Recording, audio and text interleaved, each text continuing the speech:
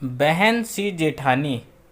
सालू और रीमा देवरानी जेठानी कम और बहनें ज़्यादा लगती थीं।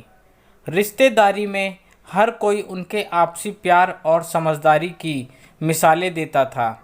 एक समय ऐसा भी आया जब आपसी सहमति से घर और किचन भी अलग हो गए, पर दोनों ने अपने दिलों में दूरियां कभी नहीं आने दी।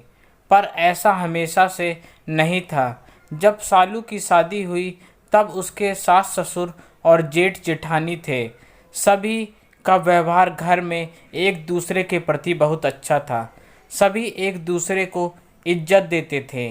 पर सालू को ये सब बड़ा अजीब लगता था, क्योंकि उसके माता पिता बचपन में ही अलग हो गए थे। सालू के नाना जी ने उसकी माँ की दूसरी शादी करवा दी, पर सालू के लिए ये सब बहुत बुरा अनुभव साबित हुआ, क्योंकि सालू की माँ के ससुराल वाले बेटी को स्वीकार नहीं करना चाहते थे। इसलिए सालू अपने नाना नानी के साथ ही रही। फिर उनके जाने के बाद सालू की माँ ने उसे हॉस्टल भेज दिया। कभी कभी माँ उससे मिलने जाती थी, पर सालू के बचपन के अरमान कहीं दफन हो गए थे और वह हमेशा चुप सी सिर्फ अपने काम से ही मतलब रखती थी। 12वीं के बाद सालू ने इंजीनियरिंग की और शैलेश सालू का सहपाठी था। उसे सालू बहुत पसंद थी, इसलिए पढ़ाई पूरी होते ही सालू को प्रपोज किया। सालू के पास भी मना करने की कोई वजह नहीं थी और वो भी शैलेश को पसंद करती थी, इसलिए उसने भी झट से हाँ बोल दिया। ये बात शैलेश ने अपने घर वालों को भी बताई और सब तैयार हो गए दोनों की शादी के लिए। शैलेश और सालू की नौकरी लगते ही दोनों की शादी हो गई। जब वो दुल्हन बनकर आई तब सबने उसे सर आंखों पर बैठाकर रखा, पर उसे आदत ही नहीं थी इतने प्यार की, इसलिए उसका व्यवहार रूखा ही रहता था सबके प्रति।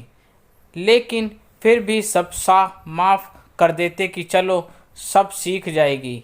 सालू की शादी के 2 साल के अंदर ही एक एक्सीडेंट में उसके सास ससुर इस दुनिया को छोड़ गए। उस समय सालू 3 महीने प्रेग्नेंट थी। ऐसे में ना तो उससे कोई काम होता था और ना ही कुछ खाया जाता था। जेठानी रीमा सब समझती थी, इसलिए उसे मना कर डांट कर कुछ न कुछ खिलाती रहती थी। धीरे धीरे समय गुजरता गया और सालू की गोद भराई का समय भी आ गया। रीमा ने सारी तैयारी कर ली।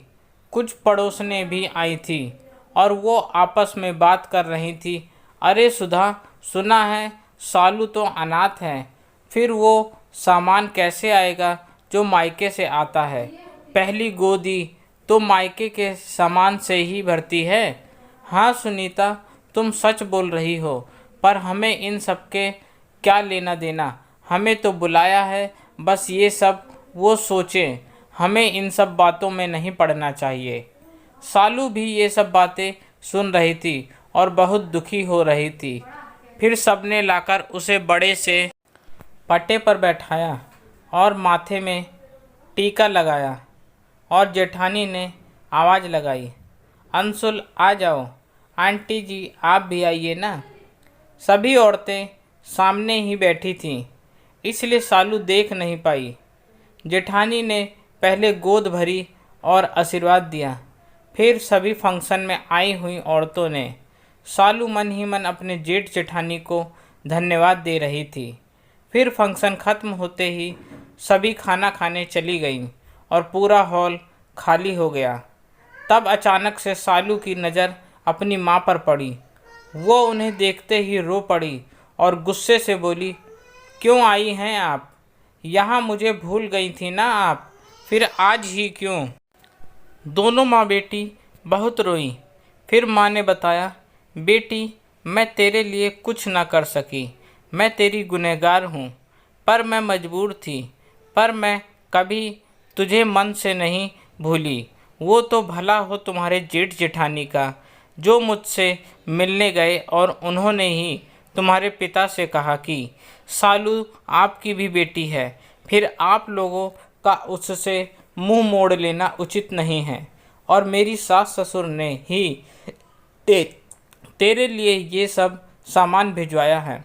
मुझे माफ़ कर दे बेटी, मैं स्वार्थी हो गई थी जो मुझे हॉस्टल में रखा।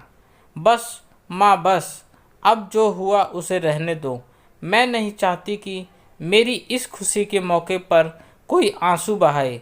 सालू अपने भाई अंशुल से भी मिलती है और रीमा पहले ही गिफ्ट लाई थी। सालू उसे वो गिफ्ट देती है और माँ के गले लग उन्हें विदा देती है। फिर अपनी जेठानी के गले लग बहुत रोती है और कहती है, आप बहुत अच्छी हो दीदी। मैं कभी सोच भी नहीं सकती थी कि आप मेरे लिए मेरी माँ के पास जाओगे बात करने और वो यहाँ आएंगी। आपने मुझे वो खुशी दी है जिसके लिए ताउम्र मैं उनकी कर्जदार रहूँगी। रीमा सालू को चुपचाप करवाती है और आराम करने उसके कमरे में भेज देती है। अगले महीने सालू ने एक प्यारी सी बेटी को जन्म दिया। अब सबसे पहले उसकी माँ अपनी पोती से मिलने आई और साथ में उसकी माँ की सास यानी उसकी दादी भी थी और उन्होंने कहा, बेटा जो हुआ उसे भूल जाओ और बच्ची थोड़ी बड़ी हो जाए फिर तेरा भाई तुझे लेने आएगा, तब जी भर के खिलाऊंगी इसे। ये सुनकर सालू की आंखों में आंसू आ गए। ये सोचकर कि जितने रिश्ते उसने खोए थे उससे भी कहीं ज़्यादा पा लिए और इन सब खुशियों के पीछे सिर्फ उसके जेठ और जेठानी थे जिन्होंने सालू को छोटी बहन की तरह ही प्यार दिया। और उसके बाद सालू ने भी पूरे मन से अपने सारे रिश्ते निभाए, क्योंकि ऐसी बहन से भी बढ़कर जेठानी को वो खोना नहीं चाहती थी।